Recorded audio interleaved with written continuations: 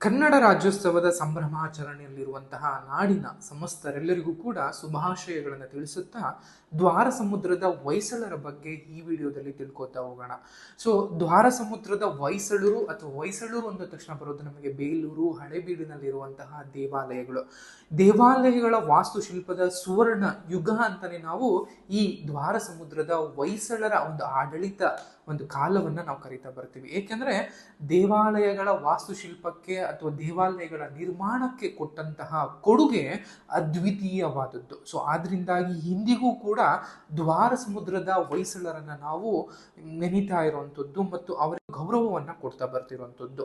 ಇನ್ನು ದ್ವಾರ ಸಮುದ್ರದ ಹೊಯ್ಸಳರ ಬಗ್ಗೆ ತಿಳಿಯೋದಾದ್ರೆ ಅಥವಾ ಮೂಲ ಮಾಹಿತಿಯನ್ನು ನೋಡೋದಾದ್ರೆ ಅವರ ಒಂದು ಆಡಳಿತಾವಧಿ ನೋಡ್ತಾ ಬರೋದಾದ್ರೆ ಕ್ರಿಸ್ತಶಕ 984ರಿಂದ ಕ್ರಿಸ್ತಶಕ 1346ರವರೆಗೆ ಅದು ಆ ಅವಧಿ ವೇಳೆನಲ್ಲಿ ಅವರು ತಮ್ಮ ಆಳ್ವಿಕೆಯನ್ನ ಹೊಂದಿದ್ರು ಅನ್ನುವಂಥದ್ದು ಗೊತ್ತಿರಬೇಕಾಗತ್ತೆ.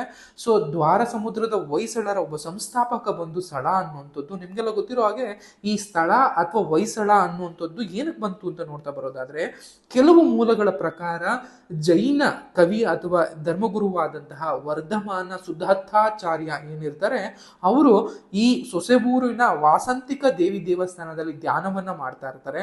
ಕಾಡಿನಿಂದ ಒಂದು ಹುಲಿ ಅಲ್ಲಿ ಬರುತ್ತೆ. ಅಲ್ಲಿ ಬಂದಂತ ಇದು ಎಲ್ಲಾ ಭಕ್ತಾದಿಗಳು ಭಯಭೀತರಾಗಿ ಎದ್ದು ಓಡ್ತಾ ಇರ್ತಾರೆ.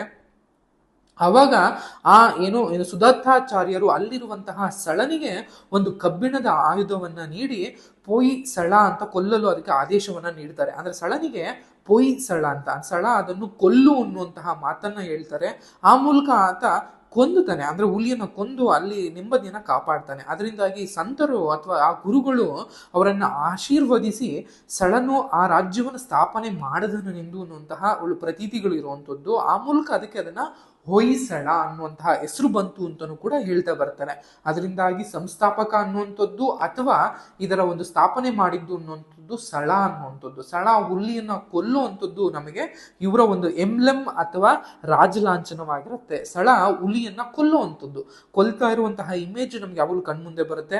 ಅಂಡ್ ಇವರ ರಾಜಧಾನಿಗಳು ಬಂದು ನಮಗೆ ಮುಖ್ಯವಾಗಿರುವಂಥದ್ದು ಸೊಸೆಊರು ಆಗಿರ್ಬೋದು ಅಂಡ್ ಅದರ ಜೊತೆಗೆ ಹಳೆಬೀಡನ್ನ ನಾವು ಮೊದಲು ದ್ವಾರ ಸಮುದ್ರ ಅಂತ ಕರಿತಾ ಇದ್ರು. ಸೊ ಸೊಸೆಊರು, ಬೇಲೂರು, ಹಳೆಬೀಡುಗಳು ನಮಗೆ ದ್ವಾರ ಸಮುದ್ರದ ಹೊಯ್ಸಳರ ರಾಜಧಾನಿಗಳಾಗಿರ್ತವೆ ಅನ್ನುವಂಥದ್ದು ಗೊತ್ತಿರಲಿ. ಇನ್ನು ಮೊದಲೇ ಹೇಳಿದಾಗೆ ಲಾಂಛನದ ಬಗ್ಗೆ ಬಂದಾಗ ಲಾಂಛನ ಅನ್ನುವಂಥದ್ದು ಸಳ ಹುಲಿಯನ್ನ ಕೊಲ್ತಾ ಇರುವಂತದ್ದು ಇವರ ಒಂದು ರಾಜ ಲಾಂಛನವಾಗಿರುತ್ತೆ. ಇನ್ನು ನೆಕ್ಸ್ಟ್ ಪ್ರಮುಖವಾದಂತಹ ಅರಸರು ಯಾರ್ಯಾರು ಅಂತ ಬಂದಾಗ ನಿಮಗೆ ವಿನಯಾದಿತ್ಯ ಆಗಿರ್ಬೋದು, ಎರೆಯಂಗ ಆಗಿರ್ಬೋದು, ವಿಷ್ಣುವರ್ಧನ, 1ನೇ ನರಸಿಂಹ, 2ನೇ ಬಲ್ಲಾಳ, 2ನೇ ನರಸಿಂಹ, ಸೋಮೇಶ್ವರ, 3ನೇ ನರಸಿಂಹ, 3ನೇ ಬಲ್ಲಾಳ, 4ನೇ ಬಲ್ಲಾಳ ಇವರೆಲ್ಲರೂ ಕೂಡ ದ್ವಾರ ಸಮುದ್ರ ಹೊಯ್ಸಳರ ಪ್ರಮುಖ ಅರಸರಾಗಿರ್ತಾರೆ. ಇವರಲ್ಲಿ ನಮಗೆ ತುಂಬಾ ಪ್ರಮುಖವಾದಂತಹ ಅರಸ ಯಾರು ಅಂತ ಬಂದಾಗ ಬಿಟ್ಟಿದೇವ ಅಥವಾ ವಿಷ್ಣುವರ್ಧನ ಅಂತ ಹೆಸರನ್ನು ಪಡೆದಿರುವಂತಹ ಬಿಟ್ಟಿದೇವ ನಮಗೆ ಈ ಒಂದು ದ್ವಾರ ಸಮುದ್ರದ ಹೊಯ್ಸಳರ ಒಬ್ಬ ಪ್ರಮುಖ ಮತ್ತು ಹೆಚ್ಚು ಸುಪ್ರಸಿದ್ಧ ಅರಸನಾಗಿರ್ತಾನೆ ಅನ್ನುವಂಥದ್ದು. ಇವನ ಒಂದು ಆಡಳಿತಾವಧಿ ಬಂದು ಕ್ರಿಸ್ತಶಕ 1108ರಿಂದ 1152ರವರೆಗೆ ಈತ ಬಿಟ್ಟಿದೇವ ಅಥವಾ ವಿಷ್ಣುವರ್ಧನ ಆಡಳಿತವನ್ನ ನಡೆಸ್ತಾ ಬರ್ತಾನೆ ಅನ್ನೋದು ಗೊತ್ತಿರ್ಲಿ. ಇನ್ನು ವಿಷ್ಣುವರ್ಧನ ಅನ್ನುವಂಥದ್ದು ಹೊಯ್ಸಳರಲ್ಲಿ ಶ್ರೇಷ್ಠ ಅರಸನಾಗಿರ್ತಾನೆ, ರಾಜನಾಗಿರ್ತಾನೆ ಮತ್ತು 1ನೇ ಬಲ್ಲಾಳನ ಸಹೋದರ ಕೂಡ ಆಗಿರ್ತಾನೆ. ಮೊದಲು ಅಂದ್ರೆ ಬಲ್ಲಾಳ 1ನ ಕಾಲದಲ್ಲಿ ಇದಕ್ಕಿಂತ ಮುಂಚೆ ಅಂದ್ರೆ ವಿಷ್ಣುವರ್ಧನಕ್ಕಿಂತ ಮುಂಚೆ 1ನೇ ಬಲ್ಲಾಳ ಆಳ್ವಿಕೆಯನ್ನು ನಡೆಸ್ತಾ ಇರ್ತಾನೆ. ಆತನ ಕಾಲದಲ್ಲಿ ಬಿಟ್ಟಿದೇವ ಅವಾಗಿನ್ನು ಬಿಟ್ಟಿದೇವ ಆಗಿರ್ತಾನೆ. ಬಿಟ್ಟಿದೇವ ನಂಜನಗೂಡು ಪ್ರಾಂತ್ಯದ ರಾಜ್ಯಪಾಲನಾಗಿರ್ತಾನೆ. ಆ ಮೂಲಕ ಹೆಚ್ಚಿನ ಒಂದು ಆಡಳಿತಾತ್ಮಕ ಅನುಭವವನ್ನ ಪಡ್ಕೋತಾ ಬರ್ತಾನೆ. ಆ ನಂತರದಲ್ಲಿ 1ನೇ ಬಲ್ಲಾಳನ ನಂತರ ವಿಷ್ಣುವರ್ಧನ ರಾಜನಾಗಿ ಅಥವಾ ಬಿಟ್ಟಿದೇವ ಅರಸನಾಗಿ ಆಳ್ವಿಕೆಯನ್ನು ಶುರು ಮಾಡ್ತಾ ಬರ್ತಾನೆ. ರಾಜಧಾನಿಯನ್ನ ಬೇಲೂರಿನಿಂದ ದ್ವಾರ ಸಮುದ್ರಕ್ಕೆ, ಅದನ್ನ ಹಿಂದೂ ನಾವು ಹಳೆಬೀಡು ಅಂತ ಕರಿತೀವಿ. ಯಾಕಂದ್ರೆ ಹೆಚ್ಚು ದಾಳಿಕೋರರ ದಾಳಿಗೆ ತುತ್ತಾಕಿ ಇಂದು ಅದು ಹಳೆಬೀಡು ಅನ್ನುವಂಥದ್ದು. ಬಟ್ ಅದರ ಮೂಲ ಹೆಸರು ನಮಗೆ ದ್ವಾರ ಸಮುದ್ರ. ಬೇಲೂರಿನಿಂದ ರಾಜಧಾನಿಯನ್ನ ಹಳೆಬೀಡಿಗೆ ಅಥವಾ ದ್ವಾರ ಸಮುದ್ರಕ್ಕೆ ಇವನು ಬದಲಾಯಿಸ್ತಾ ಬರ್ತಾನೆ. ಕ್ರಿಸ್ತಶಕ 1114ರಲ್ಲಿ ತಲೆಕಾಡಿನಿಂದ ಚೋಳರನ್ನ ಸೋಲಿಸ್ತಾನೆ. ಆ ಮೂಲಕ ತಲಕಾಡುಗೊಂಡ ಅನ್ನುವಂತಹ ಒಂದು ಬಿರುದನ್ನ ಕೂಡ ಪಡಿತಾನೆ. ಯಾಕಂದ್ರೆ ಆಗ ತಲಕಾಡು ಚೋಳರ ಒಂದು ಅಧೀನದಲ್ಲಿರುತ್ತೆ. 1114ರಲ್ಲಿ ಚೋಳರನ್ನ ಸೋಲಿಸೋದ್ರ ಮೂಲಕ ತಲಕಾಡುಗೊಂಡ ಅನ್ನುವಂತಹ ಒಂದು ಬಿರುದನ್ನ ಪಡೆಯುವಂಥದ್ದು. ಆ ಮೂಲಕ ತಲಕಾಲಿನಲ್ಲಿ ಕೀರ್ತಿ ನಾರಾಯಣ ದೇವಸ್ಥಾನ ಮತ್ತು ಬೇಲೂರಿನಲ್ಲಿ ಚನ್ನಕೇಶವ ಅಥವಾ ವಿಜಯನಾರಾಯಣ ಅನ್ನುವಂತಹ ದೇವಾಲಯಗಳನ್ನ ಆ ಒಂದು ವಿಜಯದ ನೆನಪಿಗೋಸ್ಕರ ಕಟ್ಟುವಂಥದ್ದು ಗೊತ್ತಿರಲಿ. ಆ ನಂತರದಲ್ಲಿ ಅದಕ್ಕೋಸ್ಕರನೇ ಒಂದಷ್ಟು ನಾಣ್ಯಗಳನ್ನು ಕೂಡ ಬಿಡುಗಡೆ ಮಾಡ್ತಾನೆ. ಶ್ರೀ ತಲಕಾಡುಗೊಂಡ ಅನ್ನುವಂತಹ ನಾಣ್ಯವನ್ನು ಕೂಡ ಬಿಟ್ಟಿದೇವ ಅಥವಾ ವಿಷ್ಣುವರ್ಧನ ಮಾಡುವಂಥದ್ದು. ಆ ನಂತರದಲ್ಲಿ ಚೋಳರನ್ನ ಕಂಚಿವರೆಗೂ ಕೂಡ ಓಡಿಸ್ತಾನೆ, ಅಥವಾ ಅಲ್ಲಿವರೆಗೂ ಕೂಡ ಅವರ ದಂಡೆತ್ತಿ ಅವರಿಗೆ ಯುದ್ಧವನ್ನ ಘೋಷಣೆ ಮಾಡುವಂಥದ್ದು. ಆ ನಂತರದಲ್ಲಿ ಕಂಚಿಗೊಂಡ ಅನ್ನುವಂತಹ ಬಿರುದನ್ನು ಕೂಡ ಬಿಟ್ಟಿದೇವ ಅಥವಾ ವಿಷ್ಣುವರ್ಧನ ಪಡಿತಾನೆ ಅನ್ನುವಂಥದ್ದು ಗೊತ್ತಿರಲಿ. ಅಂಡ್ ಕೊಂಗು ಆಗಿರ್ಬೋದು, ನಂಗಲಿ ಆಗಿರ್ಬೋದು, ಹಾನಗಲ್ಲು ಪ್ರದೇಶಗಳನ್ನ ಅಥವಾ ಪ್ರಾಂತ್ಯಗಳನ್ನ ವಿಷ್ಣುವರ್ಧನ ಗೆದ್ಕೊಳ್ತಾನೆ ಅನ್ನುವಂಥದ್ದು.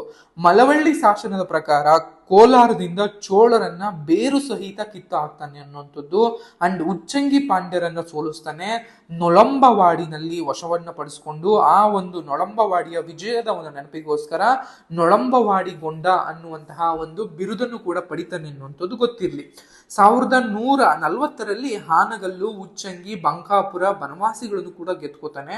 1142ರಲ್ಲಿ ಲಕುಂಡಿಯನ್ನು ಕೂಡ ಗೆದ್ಕೋತಾನೆ. ಬಂಕಾಪುರವು ಇವನ ಅವಧಿನಲ್ಲಿ 2ನೇ ರಾಜಧಾನಿ ಆಗಿರುತ್ತು ಅಂತ ಅನ್ನೋದು ನಿಮಗೆ ಗೊತ್ತಿರಬೇಕಾಗತ್ತೆ. ಯಾರ ಬಿಟ್ಟಿದೇವನ ಒಂದು ಕಾಲದಲ್ಲಿ ಅಥವಾ ಬಿಟ್ಟಿದೇವನ ಒಂದು ಆಡಳಿತದಲ್ಲಿ ಬಂಕಾಪುರ ಅನ್ನುವಂತಹ ಪ್ರದೇಶ 2ನೇ ರಾಜಧಾನಿಯಾಗಿ ವರ್ಕ್ ಮಾಡ್ತಿತ್ತು ಅನ್ನೋದು ಗೊತ್ತಿರಲಿ. ಆ ನಂತರದಲ್ಲಿ ರಾಮಾನುಜಾಚಾರ್ಯರು ತಮಿಳುನಾಡಿನಿಂದ ಓಡಿ ಬರ್ತಾರೆ. ಬಂದಂತಹ ರಾಮಾನುಜಾಚಾರ್ಯರಿಗೆ ಕರ್ನಾಟಕದ ಮೇಲ್ಕೋಟೆ, ಸಾಲಿಗ್ರಾಮ ಮತ್ತು ತೊನ್ನೂರುಗಳು ಅನ್ನುವಂತಹ ಪ್ರದೇಶದಲ್ಲಿ ಅವರು ಉಳ್ಕೊಳ್ಳೋದಕ್ಕೆ ವ್ಯವಸ್ಥೆಯನ್ನ ಮಾಡ್ತಾರೆ. ರಾಮಾನುಜಾಚಾರ್ಯರ ಒಂದು ಪ್ರಭಾವದಿಂದನೇ ಜೈನನಾಗಿದ್ದಂತಹ ಬಿಟ್ಟಿದೇವ ವೈಷ್ಣವ ಧರ್ಮಕ್ಕೆ ಸೇರೋದ್ರ ಮೂಲಕ ವಿಷ್ಣುವರ್ಧನನಾಗಿ ಬದಲಾಗ್ತಾರೆ. ವಿಷ್ಣುವರ್ಧನನ ಮೂಲ ಹೆಸರು ಬಿಟ್ಟಿದೇವ ಮತ್ತು ಆತನ ಧರ್ಮ ಜೈನ ಧರ್ಮವಾಗಿರುತ್ತೆ. ಆದರೆ ರಾಮಾನುಜಾಚಾರ್ಯರ ಒಂದು ಪ್ರಭಾವಕ್ಕೆ ಅಥವಾ ಅವರ ಒಂದು ವಿದ್ವತ್ತಿಗೆ ಬೆಲೆ ಕೊಟ್ಟು ಆನಂತರದಲ್ಲಿ ಬಿಟ್ಟಿದೇವ ವೈಷ್ಣವನಾಗಿ ಬದಲಾಗೋದ್ರ ಮೂಲಕ ವಿಷ್ಣುವರ್ಧನ ಅನ್ನುವಂತಹ ಹೆಸರನ್ನು ಕೂಡ ಪಡ್ಕೋತಾನೆ. ಆ ನಂತರದಲ್ಲಿ ವೈಷ್ಣವ ಧರ್ಮದ ಅನುಯಾಯಿಯಾಗಿ ವಿಷ್ಣುವರ್ಧನ ಬದಲಾಗ್ತಾ ಬರ್ತಾನೆ. ಆಮೇಲೆ ಅಗ್ನಿಹೋಷ್ಟ ಆಗಿರ್ಬೋದು ಅಥವಾ ಹಿರಣ್ಯ ಗರ್ಭ ಹೋಮಗಳನ್ನ ಈತ ಕೈಗೊಳ್ತಾನೆ ಅನ್ನುವಂಥದ್ದು. ಅಂಡ್ ಈ ಹಳೆಬೀಡಿನಲ್ಲಿ ಹೊಯ್ಸಳೇಶ್ವರ ಅನ್ನುವಂತಹ ದೇವಾಲಯವನ್ನ ನಿರ್ಮಾಣ ಮಾಡ್ತಾನೆ ಅನ್ನುವಂಥದ್ದು ಕೂಡ ಹೇಳ್ತಾ ಬರ್ತಾರೆ. ಅಂಡ್ ಈ ವಿಷ್ಣುವರ್ಧನ ಕಾಲದಲ್ಲಿ ಕನ್ನಡದ ಕವಿಯಾದಂತಹ ನಾಗಚಂದ್ರ ಅಥವಾ ಆತನನ್ನ ಅಭಿನವ ಪಂಪ ಅಂತಲೂ ಕೂಡ ಕರಿತಾ ಬರ್ತೀವಿ. ಅಂಡ್ ಕವಿಯತ್ರಿಯಾದಂತ ಕಂತಿ ಕೂಡ ಈತನ ಆಳ್ವಿಕೆಯಲ್ಲಿ ತನ್ನ ಬರಹಗಾರ್ತಿ ಆಗಿರ್ತಾರೆ ಅನ್ನುವಂಥದ್ದು ಗೊತ್ತಿರಲಿ. ಅಂಡ್ ಈತನ ಜೈನ ರಾಣಿಯಾದಂತಹ ಶಾಂತಲಾ ದೇವಿ ತುಂಬಾ ಪ್ರಸಿದ್ಧವಾದಂತಹ ನೃತ್ಯಗಾರ್ತಿ ಆಗಿರ್ತಾರೆ. ಆಕೆಗೆ ನಾಟ್ಯ ಸರಸ್ವತಿ ಅನ್ನುವಂತಹ ಒಂದು ಬಿರುದನ್ನು ಕೂಡ ಕೊಟ್ಟಿರ್ತಾರೆ ಅನ್ನುವಂಥದ್ದು ಗೊತ್ತಿರಲಿ. ಅಂಡ್ ಬಿಟ್ಟಿದೇವ ಅಥವಾ ವಿಷ್ಣು ಅನೇಕ ಬಿರುದುಗಳು ಕೂಡ ಇರ್ತವೆ, ಟೈಟಲ್ಸ್ಗಳು ಕೂಡ ಇರ್ತವೆ. ಆತನ ಬಿರುದುಗಳಲ್ಲಿ ಮಹಾಮಂಡಲೇಶ್ವರ ಆಗಿರ್ಬೋದು, ಚಾಲುಕ್ಯಮಣಿ ಮಾಂಡಲಿಕ ಮತ್ತು ಚೂಡಾಮಣಿ ಅನ್ನುವಂತಹ ಬಿರುದು ಕೂಡ ಆಗಿರ್ಬೋದು, ತತ್ವಾದ ಪದ್ಮೋ ಜೀವನ್ ಅನ್ನುವಂತಹ ಬಿರುದುಗಳು ಆಗಿರ್ಬೋದು, ಅಥವಾ ಮಲೈ ಪೆರಳುಗೊಂಡ ಅನ್ನುವಂತಹ ಬಿರುದುಗಳನ್ನ ವಿಷ್ಣುವರ್ಧನ ಅಥವಾ ಬಿಟ್ಟಿದೇವ ಹೊಂದಿರ್ತಾನೆ. ಆ ನಂತರದಲ್ಲಿ ಅಂದ್ರೆ ವಿಷ್ಣುವರ್ಧನ ನಂತರ 2ನೇ ಬಲ್ಲಾಳ ಆಗಿರ್ಬೋದು, 2ನೇ ವೀರ ಬಲ್ಲಾಳ ಆಳ್ವಿಕೆಗೆ ಬರ್ತಾನೆ ಅನ್ನುವಂಥದ್ದು. ಈತನ ಹೊಯ್ಸಳ ಚಕ್ರವರ್ತಿ ಅಥವಾ ದಕ್ಷಿಣ ಚಕ್ರವರ್ತಿ ಅಂತಲೂ ಕೂಡ ಈತನಿಗೆ ಇದನ್ನ ಕೂಡ ಪಡ್ಕೊಂಡಿರ್ತಾನೆ, ಅಂದ್ರೆ ಬಿರುದನ್ನು ಪಡ್ಕೊಂಡಿರ್ತಾನೆ. ಪಾಂಡ್ಯರನ್ನ ಸೋಲಿಸಿ ಚೋಳರನ್ನ ಪಾಂಡ್ಯರಿಂದ ರಕ್ಷಣೆಯನ್ನ ಮಾಡ್ತಾನೆ. ಅದಕ್ಕೋಸ್ಕರನೇ ಈತನಿಗೆ 2ನೇ ಬಲ್ಲಾಳನಿಗೆ ಚೋಳ ರಾಜ್ಯ ಪ್ರತಿಷ್ಠಾಪನಾಚಾರ್ಯ ಅಂತಲೂ ಕೂಡ ಕರೀತಾ ಬರ್ತಾರೆ. ಹಳೇಬೀಡಿನಲ್ಲಿ ಕೇದಾರೇಶ್ವರ ಟೆಂಪಲ್ ಆಗಿರ್ಬೋದು, ಅಮೃತಾಪುರದಲ್ಲಿ ಅಮೃತೇಶ್ವರ ದೇವಾಲಯಗಳನ್ನ ಈ 2ನೇ ಬಲ್ಲಾಳ ಕಟ್ತಾನೆ ಅನ್ನುವಂಥದ್ದು ಗೊತ್ತಿರಲಿ. ಆ ನಂತರದಲ್ಲಿ ಬರುವಂಥದ್ದು 3ನೇ ಬಲ್ಲಾಳ ಅಥವಾ ವೀರ ಬಲ್ಲಾಳ ಅಂಡ್ 4ನೇ ವೀರ ಬಲ್ಲಾಳ. ಇವರೆಲ್ಲರೂ ಕೂಡ ಹೊಯ್ಸಳರ ಪ್ರಮುಖ ಅರಸರಾಗಿರ್ತಾರೆ ಅನ್ನುವಂಥದ್ದು ಗೊತ್ತಿರಲಿ. ಅಂಡ್ ಹೊಯ್ಸಳರ ಕಾಲದ ಆಡಳಿತ ಪದ್ಧತಿ ಬಗ್ಗೆ ನೋಡೋದಾದ್ರೆ ಅವರು ಮುಖ್ಯವಾಗಿ ರಾಜ್ಯ, ಪ್ರಾಂತ್ಯ, ನಾಡು, ವಿಷಯ, ಗ್ರಾಮ ಈ ಮಟ್ಟಿಗಾಗಿ ಯೂಶಲಿ ಅವರು ಆಡಳಿತವನ್ನ ಅಥವಾ ಪ್ರಾಂತ್ಯಗಳನ್ನ ವಿಂಗಡಿಸ್ಕೊಂಡಿದ್ರು ಅನ್ನುವಂಥದ್ದು ಗೊತ್ತಿರಲಿ. ಅಂಡ್ ರಾಜನೇ ಪ್ರಮುಖ ಅಧಿಕಾರವನ್ನ ಹೊಂದಿರ್ತಾ ಇದ್ದ. ಆತನಿಗೆ ಸಹಾಯವನ್ನ ಮಾಡೋದಕ್ಕೋಸ್ಕರ ಇವರು ಕೂಡ ಪಂಚಪ್ರಧಾನ ವ್ಯವಸ್ಥೆಯನ್ನ ಹೊಂದಿದ್ರು. ಅದರಲ್ಲಿ ಸಂಧಿ ವಿಗ್ರಹಿ, ಶ್ರೀ ಕರುಣಾಧಿಕಾರಿ, ಹಿರಿಯ ಭಂಡಾರಿ, ಸೇನಾಧಿಕಾರಿ ಅಥವಾ ಮಹಾಪಾಸಾಯತ ಅನ್ನುವಂತಹ ಏನು ಲೈಕ್ ಇವರೆಲ್ಲ ಇದ್ರು, ಇವರು ಮುಖ್ಯವಾಗಿ ನಮಗೆ ರಾಜರಿಗೆ ಸಹಾಯವನ್ನ, ಆಡಳಿತದಲ್ಲಿ ಹೆಚ್ಚು ಸಹಾಯವನ್ನ ಮಾಡ್ತಾ ಇದ್ರು ಅನ್ನುವಂಥದ್ದು. ಆಡಳಿತಾತ್ಮಕ ಅನುಕೂಲಕ್ಕಾಗಿ ರಾಜ್ಯವನ್ನ ಪ್ರಾಂತ್ಯವನ್ನ ನಾಡುಗಳಾಗಿ, ನಾಡುಗಳನ್ನ ವಿಷಯಗಳನ್ನಾಗಿ, ಅನಂತರದಲ್ಲಿ ಗ್ರಾಮಗಳಾಗಿ ಅದನ್ನ ಇದು ಮಾಡ್ತಾ ಇರೋದು ಲೈಕ್ ಆಳ್ವಿಕೆಯನ್ನು ನಡೆಸ್ತಾ ಇದ್ರು ಅನ್ನುವಂಥದ್ದು. ನಗರಗಳ ಮುಖ್ಯಸ್ಥರನ್ನ ಪಟ್ಟಣ ಸ್ವಾಮಿ ಅಂತ ಕರೀತಾ ಇದ್ರು. ಈ ಪಟ್ಟಣ ಸ್ವಾಮಿಗಳು ನಗರಗಳ ಒಂದು ಆಡಳಿತವನ್ನ ನೋಡ್ಕೋತಾ ಇದ್ರು ಅನ್ನುವಂಥದ್ದು ನಮಗೆ. ಇನ್ನು ಇವರ ಆರ್ಥಿಕತೆ ಅಥವಾ ಎಕನಾಮಿಕ್ ಬಂದಾಗ ಕೃಷಿ ಇವರ ಪ್ರಾಥಮಿಕವಾಗಿ ಉದ್ಯೋಗವಾಗಿರುತ್ತೆ. ಇವರು ಕೃಷಿಯನ್ನ ಪ್ರೋತ್ಸಾಹಿಸೋದಕ್ಕೋಸ್ಕರ ಶಾಂತಿ ಸಾಗರ, ಬಲ್ಲಾಳರಾಯ ಸಮುದ್ರ, ವಿಷ್ಣು ಸಮುದ್ರ ಅನ್ನುವಂತಹ ಅನೇಕ ಕೆರೆಗಳನ್ನ ಕಟ್ಟಿಸ್ತಾರೆ. ಆ ಮೂಲಕ ಕೃಷಿಗೆ ಹೆಚ್ಚು ಸಹಾಯವನ್ನ ಮಾಡ್ತಾ ಬರ್ತಾರೆ ಅನ್ನುವಂಥದ್ದು.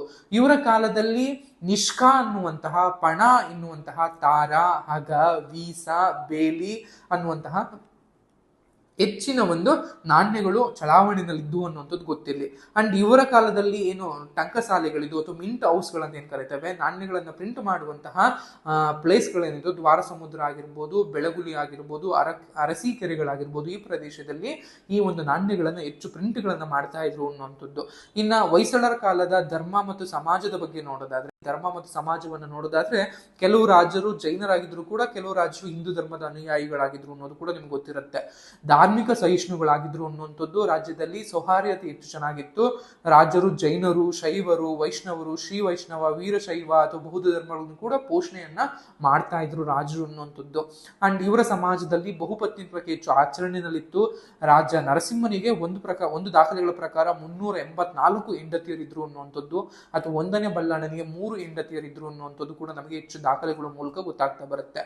ಇನ್ನ ಇವರ ಕಾಲದಲ್ಲಿ ಶಿಕ್ಷಣ ಮತ್ತು ಸಾಹಿತ್ಯವನ್ನು ನೋಡೋದಾದ್ರೆ, ಅಗ್ರಹಾರಗಳು, ಮಂಟಪಗಳು, ದೇವಾಲಯಗಳು ನಮಗೆ ಪ್ರಮುಖವಾದ ಶಿಕ್ಷಣದ ಕೇಂದ್ರಗಳಾಗಿದ್ದು ಅನ್ನುವಂಥದ್ದು. ಈ ಕಾಲದಲ್ಲಿ ವೇದಶಾಸ್ತ್ರ, ಕನ್ನಡ, ಸಂಸ್ಕೃತದ ಒಂದು ಶಿಕ್ಷಣಗಳನ್ನ ನೀಡಲಾಗ್ತಿತ್ತು ಅನ್ನುವಂಥದ್ದು. ಇನ್ನು ಸಾಹಿತ್ಯಕ್ಕೆ ಬಂದಾಗ ಮುಖ್ಯವಾಗಿ ಜೈನ ಧರ್ಮ ಮತ್ತು ವೀರಶೈವ ಧರ್ಮಗಳು ಬರವಣಿಗೆಗೆ ಹೆಚ್ಚು ಒತ್ತನ್ನು ನೀಡಿದು ಅನ್ನುವಂಥದ್ದು, ಅದು ಪ್ರಾಮುಖ್ಯತೆಯನ್ನು ನೀಡಿದು ಅನ್ನುವಂಥದ್ದು. ಅಂಡ್ ವೈಷ್ಣವ ಧರ್ಮಕ್ಕೆ ಸೇರಿದಂತಹ ಅನೇಕ ಸಾಹಿತ್ಯ ಕೃತಿಗಳು ಹೆಚ್ಚು ಹೊರಬಂದು ಅನ್ನುವಂಥದ್ದು. ಅಂಡ್ ಇವರ ಕಾಲದಲ್ಲೇನೆ ಸ್ಥಳೀಯ ಶೈಲಿನಲ್ಲಿ ಸಾಂಗತ್ಯ ಆಗಿರ್ಬೋದು, ಷಟ್ಪದಿ ಆಗಿರ್ಬೋದು, ರಗಳೆಗಳು, ತ್ರಿಪದಿಗಳು, ಇವೆಲ್ಲವೂ ಕೂಡ ಇವರ ಕಾಲದಲ್ಲಿ ಕನ್ನಡ ಸಾಹಿತ್ಯದಲ್ಲಿ ಒಂದು ಹೊರಹೊಮ್ಮಿಸುವಂತ ಅನ್ನುವಂಥದ್ದು ನಿಮ್ಗೆಲ್ಲ ಕೂಡ ಗೊತ್ತಿರಬೇಕಾಗತ್ತೆ. ಸೊ ಇದು ಮುಖ್ಯವಾಗಿ ಧರ್ಮ ಸಮಾಜ ಅಥವಾ ಶಿಕ್ಷಣ ಮತ್ತು ಸಾಹಿತ್ಯ ಒಂದಿದಾಗಿರುತ್ತೆ. ಇನ್ನ ಹೊಯ್ಸಳರ ಒಂದು ವಾಸ್ತುಶಿಲ್ಪಕ್ಕೆ ಬಂದಾಗ, ನಿಮಗೆ ಅವಾಗಲೇ ಹೇಳಿದಾಗೆ ನಾನು ಏನು ಇವರ ಕಾಲದಲ್ಲಿ ದೇವಾಲಯಗಳ ವಾಸ್ತುಶಿಲ್ಪದ ಒಂದು ಸುವರ್ಣ ಯುಗ ಅಂತಾನೆ ಕೂಡ ಕರೀತಾ ಬರ್ತಾರೆ. ಏಕೆ ಅಂದ್ರೆ ಇವರ ಕಾಲದಲ್ಲಿ ಅಷ್ಟು ಮಟ್ಟಿಗೆ ಹೆಚ್ಚಿನ ಒಂದು ಸಾಹಿತ್ಯಾತ್ಮಕವಾಗಿ ಹೇಗೆ ಅವರು ಹೆಚ್ಚು ಇದನ್ನ ಪ್ರೋತ್ಸಾಹವನ್ನ ನೀಡಿದ್ರು, ಅದೇ ರೀತಿಯಲ್ಲಿ ವಾಸ್ತುಶಿಲ್ಪಕ್ಕೆ ಹೆಚ್ಚಿನ ಒಂದು ಪ್ರೋತ್ಸಾಹವನ್ನ, ಹೆಚ್ಚಿನ ಒಂದು ಕೊಡುಗೆಗಳನ್ನ ನೀಡೋದ್ರ ಮೂಲಕ ಹೆಚ್ಚು ಹೆಚ್ಚು ದೇವಾಲಯಗಳನ್ನ ಕಟ್ತಾ ಬರ್ತಾರೆ ಅನ್ನುವಂಥದ್ದು ಕೂಡ ಗೊತ್ತಿರಬೇಕಾಗತ್ತೆ ನಿಮ್ಗೆ. ಹೊಯ್ಸಳರ ಕಾಲದಲ್ಲಿ ಇವರದೇ ಆದಂತಹ ಒಂದು ಹೊಯ್ಸಳ ಶೈಲಿ ಎನ್ನುವಂತಹ ಒಂದು ವಿನೂತನ ವಾಸ್ತುಶಿಲ್ಪವನ್ನ ಶೈಲಿನೂ ಕೂಡ ಪ್ರಯೋಗಕ್ಕೆ ತರ್ತಾರೆ. ಅದಕ್ಕಿಂತ ಮುಂಚೆ ದೇವಾಲಯಗಳನ್ನ ಸಿಂಪಲ್ ಆಗಿ ಸರಳವಾಗಿ ಕೆತ್ತುತ್ತಾ ಬರ್ತಾ ಇದ್ರು. ಬಟ್ ಇವರ ಕಾಲದಲ್ಲಿ ಅಲಂಕಾರಣಕವಾಗಿ ಸೂಕ್ಷ್ಮ ಕೆತ್ತನೆಗಳನ್ನ ಬಳಸ್ಕೊಳ್ಳೋದ್ರ ಮೂಲಕ ದ್ರಾವಿಡ ಶೈಲಿಯನ್ನ ಹೆಚ್ಚಾಗಿ ಇನ್ನೊಂದಷ್ಟು ಪ್ರಯೋಗಗಳನ್ನ ನಡೆಸೋದ್ರ ಮೂಲಕ ಹೆಚ್ಚು ಒಂದು ಸುಂದರತೆಗೆ, ಹೆಚ್ಚಿನ ಒಂದು ಕಲಾಕೃತಿಗೆ ಇದಕ್ಕೆ ಹೆಚ್ಚು ಒಂದು ಗಮನವನ್ನ ಕೊಡ್ತಾ ಬರ್ತಾರೆ. ಅದರಿಂದಾಗೇನೆ ಇವರ ಒಂದು ವಾಸ್ತುಶಿಲ್ಪದ ಒಂದು ಕೊಡುಗೆಯನ್ನ ಕಂಡು ಅಥವಾ ಅದನ್ನ ಪರಿಗಣಿಸಿ ಇವರ ಒಂದು ವಾಸ್ತುಶಿಲ್ಪವನ್ನ ಸುವರ್ಣ ಯುಗ ಅಂತ ಕೂಡ ಕನ್ಸಿಡರ್ ಮಾಡ್ತಾರೆ. ಅಂದ್ರೆ ಕಲಾಕ್ಷೇತ್ರದಲ್ಲೇ ಇವರ ಒಂದು ಸುವರ್ಣ ಯುಗ ಅಂತ ಕರೆಯುವಂಥದ್ದು. ಅಂಡ್ ಇವರ ಒಂದು ವಾಸ್ತುಶಿಲ್ಪದ ಅಥವಾ ಹೊಯ್ಸಳರ ಒಂದು ಬೇಸರ ಶೈಲಿಗೆ ಸಂಬಂಧಪಟ್ಟಂತಹ ವೈಶಿಷ್ಟ್ಯಗಳು ನೋಡ್ತಾ ಬಂದಾಗ ತಳವಿನ್ಯಾಸ ಅಂತ ಕರಿತೀವಿ. ಅಂದ್ರೆ ಪ್ರಮುಖವಾಗಿ ಇವರ ದೇವಾಲಯಗಳು ಯಾವಾಗಲೂ ಕೂಡ ಒಂದು ಎತ್ತರದ ಜಗುಲಿ ಮೇಲೆ ಕಟ್ಟಲ್ಪಡ್ತಾ ಇತ್ತು. ಅಂಡ್ ಈ ತಳವಿನ್ಯಾಸ ಅನ್ನುವಂಥದ್ದು ನಕ್ಷತ್ರ ಆಕಾರದಲ್ಲಿ ಹೆಚ್ಚು ಇರ್ತಿದ್ದು ಅನ್ನುವಂಥದ್ದು. ತಳವಿನ್ಯಾಸ ಆಗಿರ್ಬೋದು, ಕಟ್ಟಡದ ಒಂದು ರೂಪ ಆಗಿರ್ಬೋದು, ಇವರು ದೇವಾಲಯಗಳಲ್ಲಿ ಬಳಸ್ತಾ ಇದ್ದಂತಹ ಶಿಖರ ಅಥವಾ ಗೋಪುರಗಳಾಗಿರ್ಬೋದು, ಅಂಡ್ ಕಂಬಗಳ ಮೇಲಿನ ಒಂದು ಕೌಶಲ್ಯತೆ ಆಗಿರ್ಬೋದು, ದೇವಾಲಯಗಳ ಒಂದು ಒಳರಚನೆ ಅನ್ನುವಂಥದ್ದು, ಇವೆಲ್ಲವೂ ಕೂಡ ಇವರ ಕಾಲದಲ್ಲಿ ಹೆಚ್ಚಿನ ಒಂದು ದೇವಾಲಯ ವಾಸ್ತುಶಿಲ್ಪದ ಪ್ರಮುಖ ವೈಶಿಷ್ಟ್ಯಗಳಾಗಿದ್ದು ಅನ್ನುವಂಥದ್ದು. ಇವರ ಕಾಲದ ಪ್ರಮುಖ ದೇವಾಲಯಗಳು ಯಾವ್ಯಾವ ಅಂತ ನೋಡ್ತಾ ಬಂದಾಗ ಬೇಲೂರು ಚನ್ನಕೇಶ್ವರ ಆಗಿರ್ಬೋದು, ಹಳೆಬೀಡಿನ ಹೊಯ್ಸಳೇಶ್ವರ ಆಗಿರ್ಬೋದು, ಸೋಮನಾಥಪುರದ ಚನ್ನಕೇಶ್ವರಗಳಾಗಿರ್ಬೋದು, ಬಳ್ಳಿಗಾವೆಯ ಕೇದಾರೇಶ್ವರ ಅಥವಾ ದೊಡ್ಡಗದ್ದನಹಳ್ಳಿಯ ಲಕ್ಷ್ಮೀ ದೇವಾಲಯಗಳು, ಇನ್ನು ಅನೇಕ ಪ್ರಮುಖ ಎಷ್ಟೋ ದೇವಾಲಯಗಳನ್ನು ಕಟ್ಟಿದ್ದಾರೆ. ಬಳ್ಳಿಗಾವಿನಲ್ಲಿರುವಂತಹ ಕೇದಾರೇಶ್ವರ ಅಥವಾ ಬೆಳವಾಡಿನಲ್ಲಿರುವಂತಹ ವೀರನಾರಾಯಣ, ನುಗ್ಗಿಹಳ್ಳಿನಲ್ಲಿರುವಂತಹ ಲಕ್ಷ್ಮೀ ನರಸಿಂಹ ದೇವಸ್ಥಾನ, ನಾಗಮಂಗಲದ ಸೌಮ್ಯಕೇಶವ ದೇವಸ್ಥಾನ, ಹೊಸ ಹೋಳಲಿನಲ್ಲಿರುವಂತಹ ಲಕ್ಷ್ಮೀನಾರಾಯಣ ದೇವಸ್ಥಾನ, ಈ ರೀತಿಯಾಗಿ ಅನೇಕ ದೇವಾಲಯಗಳನ್ನ ಹೊಯ್ಸಳರು ಕಟ್ತಾ ಬರ್ತಾರೆ. ಇದಿಷ್ಟು ಕರ್ನಾಟಕಕ್ಕೆ ಮತ್ತು ಇನ್ನು ಭಾರತದ ಇತಿಹಾಸಕ್ಕೆ ಹೊಯ್ಸಳರ ಕೊಡುಗೆ. ಹೊಯ್ಸಳರು ಆಡಳಿತಾತ್ಮಕವಾಗಿ ಮತ್ತು ಸಾಹಿತ್ಯ ಮತ್ತು ವಾಸ್ತುಶಿಲ್ಪಕ್ಕೆ ಕೊಟ್ಟಂತಹ ಕೊಡುಗೆ ಅಮೋಘವಾದದ್ದು ಮತ್ತು ಅವಿಸ್ಮರಣೀಯವಾದದ್ದು ಅಂತ ಹೇಳ್ತಾ ಈ ವಿಡಿಯೋನ ಇಲ್ಲಿಗೆ ಎಂಡ್ ಮಾಡ್ತಾ ಇದ್ದೀನಿ. Thank you.